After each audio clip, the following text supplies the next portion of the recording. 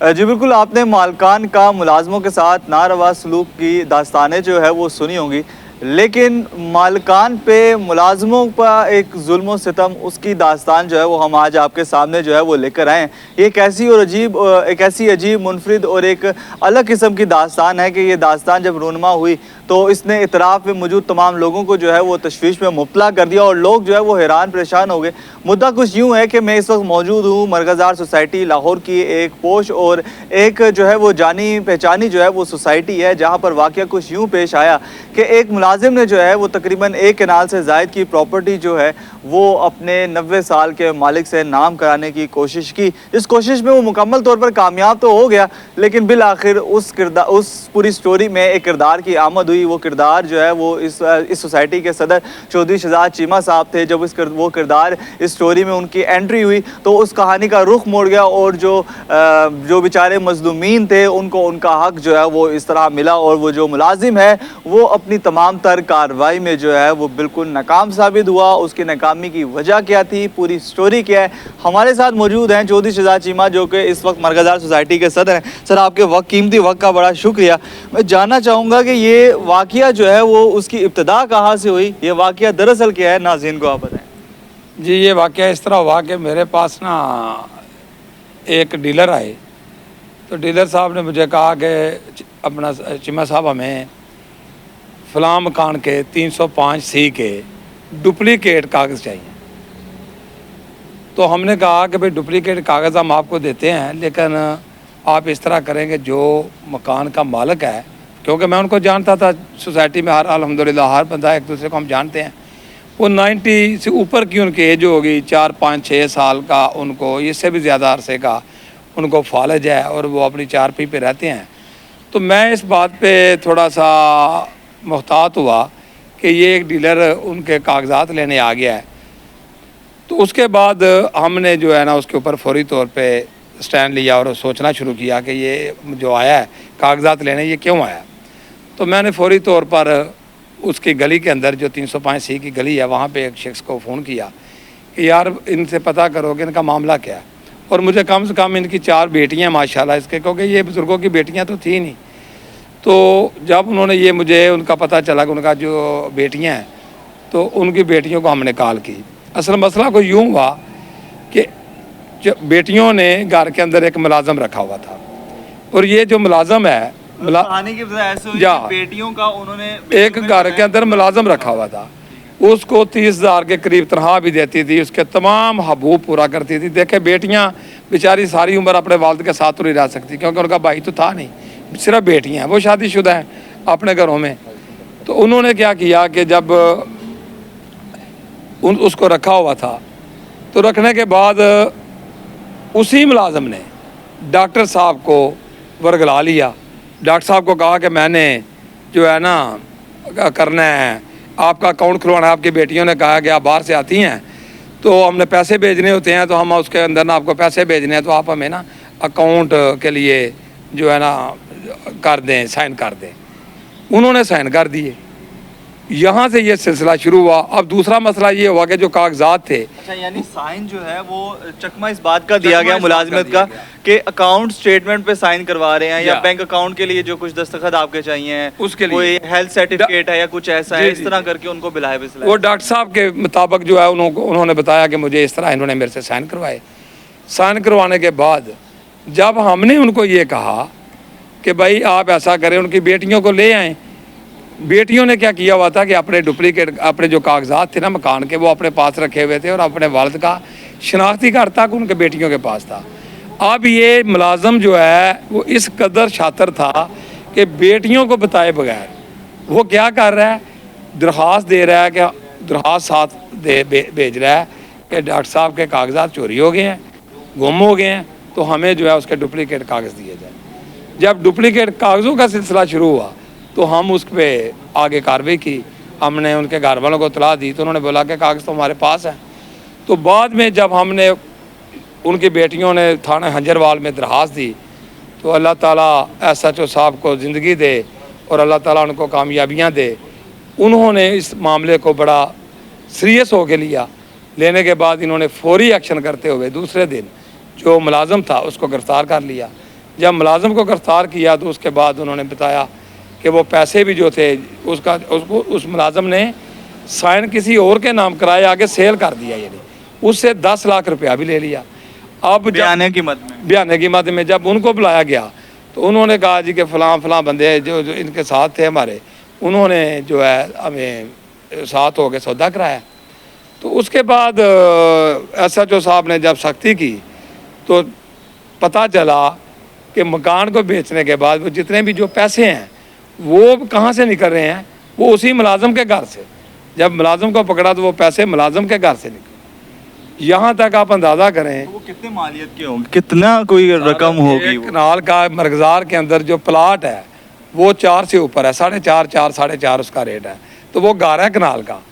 آپ اس سے اندازہ کر لیں۔ 6 7 8 کروڑ الحمدللہ 5-6 کروڑ تو کم سے کم ہے نا، اگر پرانا گھر بھی ہو تو اتنے کا تو ہوتا ہے۔ تو مسئلہ بات کرنے کا یہ ہے کہ میں ہر شخص کو یہ کہوں گا کہ بھئی اگر آپ گھر میں ملازم رکھتے ہیں تو اس پہ خاص احتیاط رکھیں۔ اس ملازم تو کامیاب ہو گیا تھا، اگر دیکھیں میں احتیاط نہ کرتا، اگر موقع کے اوپر اس کو نہ جانچتا تو وہ کاغذ ہمیں کہتے جی وہ ڈاکٹر صاحب آئے ہیں۔ تو میں لینے والوں کو بھی آج ہر شخص کو ایک تاکید کروں گا اور تمام سوسائٹیوں کو بھی کہ جب آپ کے پاس کوئی ڈپلیکیٹ کاغذ لینے آئے یا کوئی بزرگ آدمی اس کا 90 سال یا اس سے اوپر کے 80 سال سے اوپر عمر ہے تو اس کی اولاد کا ہونا ضروری ہے، وہ احتیاط ضرور کریں، اس کی احتیاط کریں اور اس کی اولاد کو ضرور بلائیں۔ یہ دنیا بہت خطرناک ہے، آج حالات یہ ہے۔ میں بالکل آپ کی بات اپنی جگہ بالکل ویلڈ ہے، آپ کا پیغام اپنی جگہ بالکل ویلڈ ہے۔ میں ایک بڑا آزادانہ سا سوال ہے آپ سے کہ جس دوران وہ آپ کے آفس میں آئے اور اس سے پہلے یہ تمام کارروائی چل رہی تھی، اس دوران آپ کو بھی اس بات کی بھنک بھی نہیں پڑی کہ اس طرح محلے دار ملوث ہیں اور وہ ایک گھر بکوا رہے ہیں اور وہ ملازم جو ہے اس کے ساتھ ملا ہوا ہے، اور محلے داروں نے بعد میں کلیم کیا کہ ہم جو ہے وہ اتنے پیسے ہمارے آپس میں طے تھے ملازم کے ساتھ؟ نہیں، انہوں نے کلیم کیا نا کہ ہم نے جی ڈاکٹر صاحب کو بتا کے لیا ہے، سب کو لیا، لیکن میرا سوال یہ تھا کہ ڈاکٹر صاحب 92 سال کی ایج کی کم سے کم ہوگی، فالج زدہ۔ اچھا آپ پیسے دے رہے ہیں ایک ملازم کو، سائن کروا رہے ہیں ڈاکٹر صاحب سے، اور ڈاکٹر صاحب ایسی حالت میں ہیں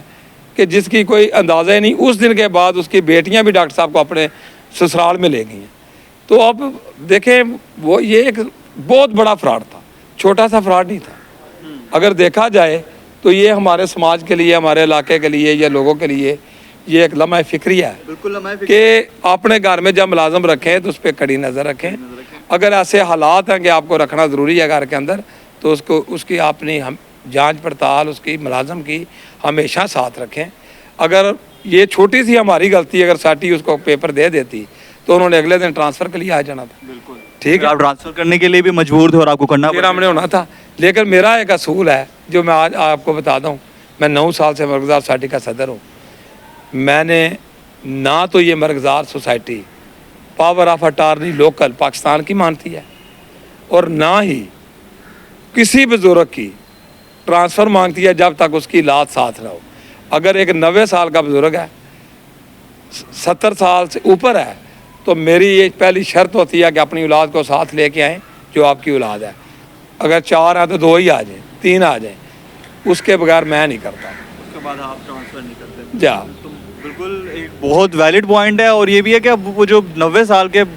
بات ہوئی بعد میں آپ سے ان صاحب سے بات ہوئی کہ وہ صاحب نے کیا کہا کہ یار یہ انہوں نے مجھے کس طرح جو ہے وہ بلایا بسلایا؟ جب ان کے پاس گیا ہوں، ان کی بیٹیوں نے جب میں نے کال کی، آپ کو بتایا کہ ان کا نمبر لے کے گلی سے ان کو رابطہ کیا۔ اچھا آپ نے نمبر لے کے نمبر لے کے گلی سے ہم نے نمبر لیا اور نمبر لینے کے بعد ہم نے رابطہ کیا کہ بھئی اس طرح کا یہ معاملہ بنا ہوا ہے سوسائٹی کے اندر، تو یہ ہمارے سے یہ آپ کے ڈپلیکیٹ کاغذ مانگ رہے ہیں۔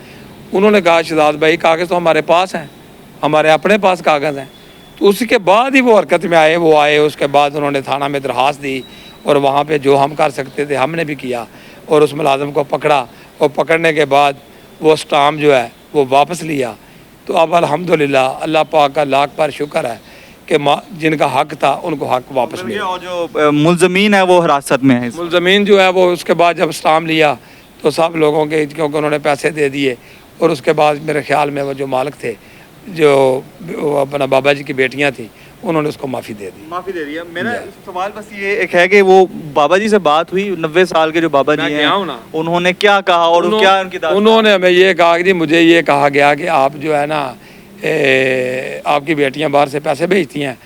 تو وہ کہتی ہیں کہ آپ نے اکاؤنٹ کھلوائیں تو آپ جا نہیں سکتے تو اس پہ سائن کر دے تاکہ ہم آپ کا اکاؤنٹ کھلوا لیں. انٹرنیشنل اکاؤنٹ نہ، وہ انٹرنیشنل جو ہے نا وہ- یہ معاملہ بس. سارا وہ ایک کافی زیادہ الارمنگ ہے. اور ناظرین یہ ہمارے ارد گرد ایسے واقعات ہوتے رہتے ہیں, یہ ہماری کوتاہی ہوتی ہے, یہ ہماری غلطی ہوتی ہے. آج کی بات کا پیغام صرف اتنا ہے جو کہ چیمہ صاحب نے بھی دیا کہ ہم اپنے نہ صرف ارد گرد پہ افراد پہ جو ہے وہ نظر رکھیں اور خود بھی جو ہے وہ احتیاط کا دامن نہ چھوڑیں. اگر کوئی بوڑھے والدین ہیں تو ان پر بھی جو ہے وہ کڑی نظر رکھیں کہ کہیں جو ہے وہ ان کو کوئی بلا پسلا کر جو ہے وہ پراپرٹی نہ لے لے, کیونکہ ہر جگہ جو ہے وہ ایک نہ فراڈ کا اور یہاں پر کچھ ایسا ماحول ہے کہ فراڈ کا جو ہے وہ عنصر ملوث کہیں نہ کہیں سے جو ہے وہ غالب امکان ہوتا ہے کہ فراڈ ہو جائے گا. تو ہر چیز پہ احتیاط رکھیں اور اپنا جو متعلقہ سوسائٹی کا دفتر ہے, اگر کوئی پراپرٹی کی لین دین کر رہے ہیں یا کسی کے بارے میں جانچ پڑتال رہے ہیں تو متعلقہ محکمے سے میرا خیال ہے کہ لازمی جو ہے وہ رجوع کریں تاکہ معاملات بہتر ہوں. آپ آخر میں کیا ایک سوسائٹی مالکان کو اور سب کو پیغام دینا چاہیں گے؟ میں بمران سوسائٹی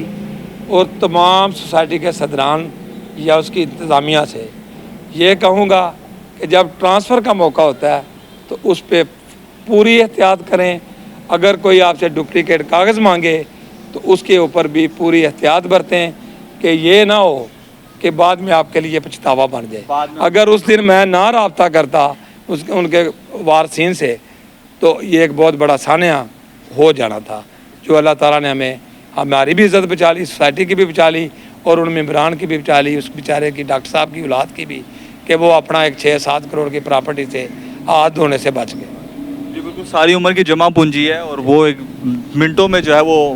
نکلنے والی تھی ہاتھوں سے, لیکن اللہ تعالیٰ نے بچا لیا. اس کا کریڈٹ چودھری شہزاد چیمہ صاحب کو بھی جاتا ہے اور جو لوگ جو ایس ایچ او ہیں یا ہمارے قانون نافذ کرنے والے ادارے ہیں ان کو بھی جاتا ہے کہ انہیں بروقت کارروائی کو بروئے کار لاتے ہوئے اس عمل کو نہ صرف روکا بلکہ یہ تمام لوگوں کے لیے مثال بھی ہے کہ احتیاط کا دامن جو ہے وہ ہاتھ سے نہ چھوڑیں, کیونکہ ذرا سی بے احتیاطی جو ہے کسی بہت بڑے مسئلے کا سبب بن سکتی ہے. جی